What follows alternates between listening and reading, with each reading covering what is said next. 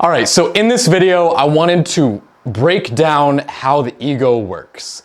And just to begin, we're gonna start with how you probably think that the ego works, because how you think it works and how it really works more than likely are a little bit different. That position went to his head. People will say this. And kind of the idea behind it is that the stuff of the ego is getting accumulated in that person's head, and their ego is really big, and that is the reason that they're doing something. So we're really going to break this sentence down. That position went to his head. And this statement is a mind read, and basically what that means is that it imagines what this person is thinking without explicitly asking them. So this position went to his head. It emits what this person did. It emits how this person knows the position went to his head. And yes, that is what it does. So for each one of these sentences, I made a translation of what I think that the person is actually saying. So when a person says that position went to his head, what I'm hearing is a certain level of pride, because in saying that, it implies that you fully understand the complexities of the entire situation and that you have diagnosed another person's problems correctly. So there is some level of pride there. And I also, when I hear something like this, the position went to his head, that I'm hearing on some level there is some suffering. Something didn't go the way that you expected it to go, and then you, as a result, experienced some emotion that's probably lower than courage. So shame, guilt, pride, anger, desire, fear, all of those, envy, whatever it is. And so that is, and then I would call that suffering. Maybe it's not suffering, that's just what I'm going to call it. So the position went to his head. It is, yeah. Really, it just translates to, I don't like how he was acting. Simple as that. Next one. His ego prevented him from admitting he was wrong. Again, it's a mind read. And, his ego prevented him from admitting he was wrong. Maybe he has different values than you, so that's why he didn't admit that he was wrong, because he wasn't wrong with his value system, his belief system, and his worldview. And, you can never put out the possibility that the person that is saying these things is trying to manipulate you and in some way benefits from you perceiving this person as negative in some light. So that's always a good thing to have. The translation of this, my translation of this is, I have a total grasp on this situation, pride, but really something happened and I'm suffering. And I think this a lot about a lot of what people say. And the next one, she had a fragile ego and takes criticism personally. Again, it is a mind read. And then, maybe there's low trust. Maybe she can't tolerate long negative emotions. Maybe the speaker has ulterior motives. Maybe there's a history to this, etc., etc. You'd have to ask questions and really get to the bottom of it for you to understand what this person is actually saying. But in the end, how I would translate this is just simply that she didn't listen to me like I expected, and I'm hurt. A lot of this is people don't know how to speak correctly. Like, why wouldn't they just say that? But people have a hard time, and they don't understand these concepts of the ego. They don't understand that everything that they say is basically only a reflection of them and not of other people. So yes, words get very jumbled up and confused. It's just life. It's messy. Last one, meditation helps me detach from my ego and stay present. This is a simple cause and effect statement, and I can get behind it. It's saying that the more that you meditate, the more present to the moment you become. I like it. And the more your ego kind of dissolves. Very good. So from these statements, I wrote a little excerpt about it. When most people use the word ego, they often talk about how either an inflated or weak ego is the cause of someone else's problems. This is called a mind read because unless they talk to the person from whom they're referring, it is not possible to know that person's reasons for acting the way they do. These kinds of statements are more an indication of their own undeveloped ego than a true diagnosis of the other person. So as you can see, this discussion is not about using terms to diagnose, control, rationalize your own weaknesses. It is to understand reality and become a more developed person. So with that said, we're going to get into the bulk of what this video really is how the ego works and the different mechanisms that it uses to do what it does. And so there are four main parts to this. First is the ego has needs and values. The next is that the main process that the ego uses is identification. So needs and values, identification, different parts of the ego, and different ego defense mechanisms. So going right into it, needs and values. And here's what I wrote. The reason that I put these two together is that needs and values are basically the same thing, where it's kind of hard to differentiate the two, just because what you need and what you value, there's a gray line to it. Like, do you really need to go get that thing done, or do you just value some outcome? Well, when you value some outcome, you need to have certain things around that outcome in order for you to get that outcome. And so there's a lot of things that people say that they need, but if they didn't get them, it wouldn't kill them. So that's kind of why I clump those two together. And obviously it does get a little tricky there. Needs are for surviving, values are anything above that. All right, needs and values are required for a thing to continue to exist. And it can be said that all form will change, but that if you want a form to stay the way that it is because you are invested in keeping it the way that it is, which you are, because that's what the ego does, it identifies with a specific form and it wants to keep that form, preserve it. So for example, it wants to keep and preserve the body because the ego is fundamentally the process of the body that takes credit for things. So for example, if you have a good painting, you want to keep the temperature and the humidity correct.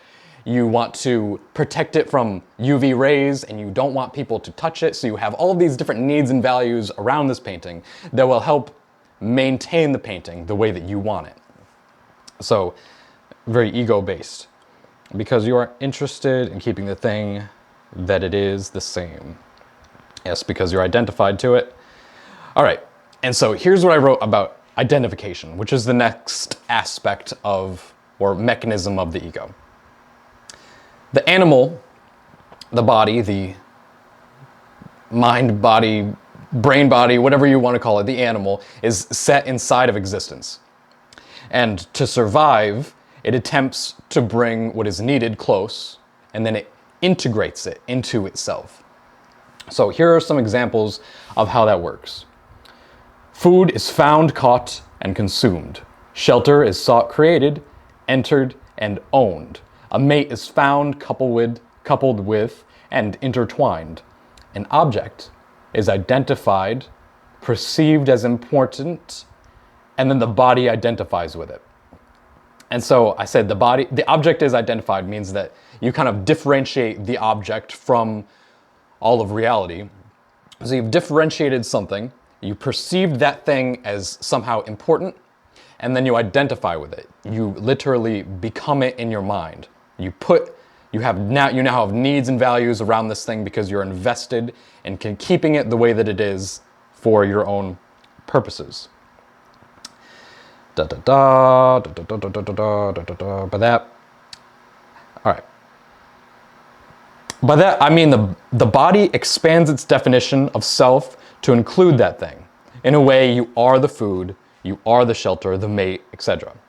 Even if you say that that is mine, instead of it is me, in the wild, anarchy rules.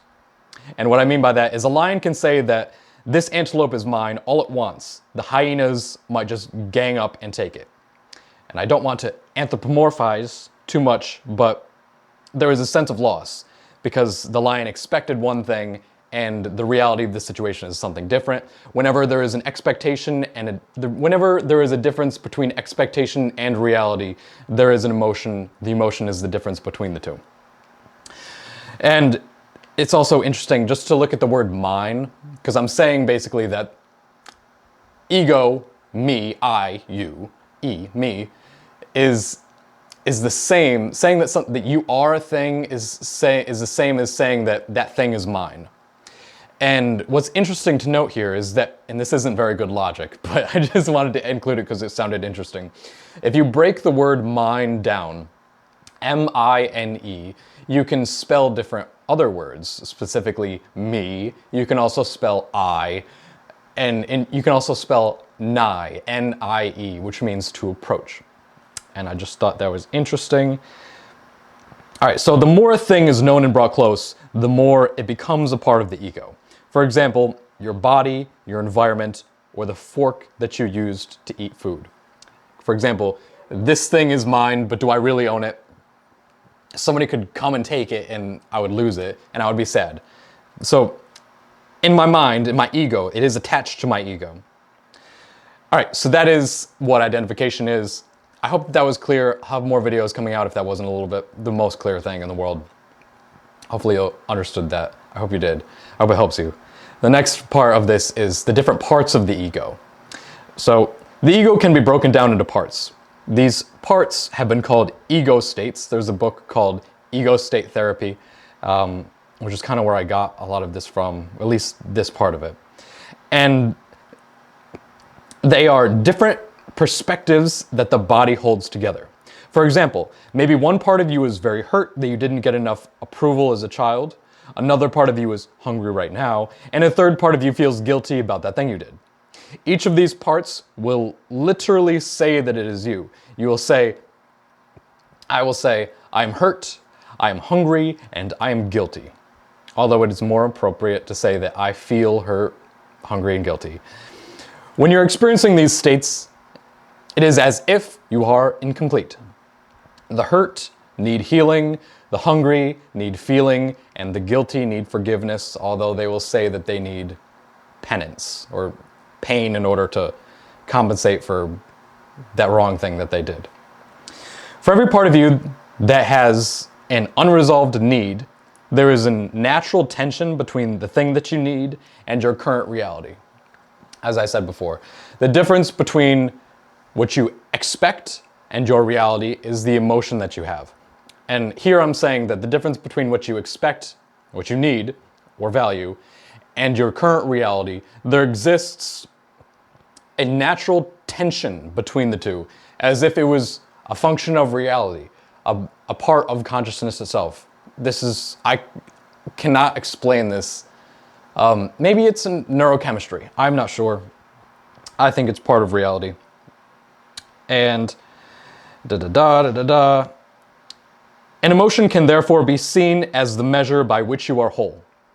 And so what I mean by this is emotions like pride, hate, or envy mean that you are less whole than emotions like love, joy, and peace. And as the ego as a whole is all of these different parts within yourself. So all of these different perspectives that you have, all of these different needs that have gone unresolved in your life, that have been buried within your subconscious or your unconscious, are collectively known as the ego. And sometimes they may arise in different times in your life. Maybe when you have some kind of outsized reaction to some event in your life, that the reason that you're having that is because these different parts of you are bubbling up and there's unresolved pain, there's this buried trauma in your life. And if you were to kind of really go into that and to let go of all of this pain, to forgive, to bring light and love into these negotiations that you're having with yourself, you would be on your way to integrating the ego, on your way to transcending the ego. Life would be more expansive. All right, so this next aspect of the ego is called defense mechanisms. And I'm probably gonna have a whole nother video about this because there are quite a few of them and it's a pretty important topic, but here's what I got on that. The ego can get very tricky with how it navigates emotions. Depending on your needs and values in the moment, you can take many different courses of action when you experience an emotion that you don't want to. These patterns of behavior in the face of stress are called defense mechanisms, and of course I'll have a separate video about that. So here's some examples of what a defense mechanism is. There is repression, and it's like blocking out something that you don't feel comfortable with. the whole idea of defense mechanisms is that sometimes you get stressed out and you don't want to feel stressed out, so you do something to help you not feel stressed out. And stress can be anything negative, anything less than how you're feeling. And the purpose of repression is, of course, it is blocking something out. The purpose of it is because you don't want to feel a thing, so you block it out. And this can take the form of you don't want to think about something consciously or unconsciously, or you just forget about it. And however that works. So the next one is sublimation. This is channeling primal impulses into socially acceptable or constructive activities. And the whole point of it is to transform negative emotions, which cause you stress, into more positive actions that will be better down the line. So an example of this is someone with an aggressive tendencies becomes a competitive athlete. Amazing. The next two are very important.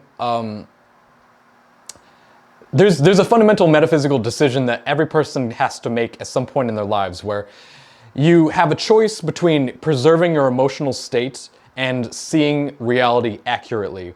And if you were to continue to see reality accurately, it could put you in places where you're embarrassed. Say you're saying something to somebody and maybe you're wrong, and they show you that you're wrong, and to hear that you're wrong, maybe there's other people watching, is sometimes embarrassing. But you choose to see how you were wrong as opposed to deflecting it and moving on to something else because you value seeing reality correctly. Because if you were to just value your emotional state, you would push that away, you would repress it, you would use one of these other mechanisms that we're going to talk about, or the other mechanisms that there are, and you would just push that away. And you wouldn't learn from the experience. Anyway, rationalization, creating a logical explanation or excuses for behaviors or feelings that are otherwise unacceptable. And the purpose is to make the individual feel justified. Mostly how this works is you feel guilt or shame and you want to get rid of that, so you make some excuse. A little example about this is a student who cheats on a test and says, everybody does it. It's not a big deal. Of course I did that. Splitting, of course I cheated. Who wouldn't? Viewing people or situations as entirely good or entirely bad, with no middle ground. And this is to simplify complex emotional experiences.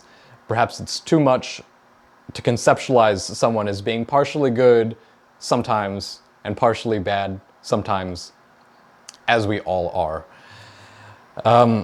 Someone idolizes their partner, but later vilifies them after a disagreement. All right, so some of these defense mechanisms can be helpful, such as repression, when your wife just died but you need to give an important government speech. Other times it can be harmful when something has been repressed so long you have outsized reactions to similar circumstances because you're traumatized and you can't let go. Sublimation is usually positive and can greatly help with integrating the ego. Rationalization and splitting help mostly in preserving emotional state, which I said. This is, these, yep. All right.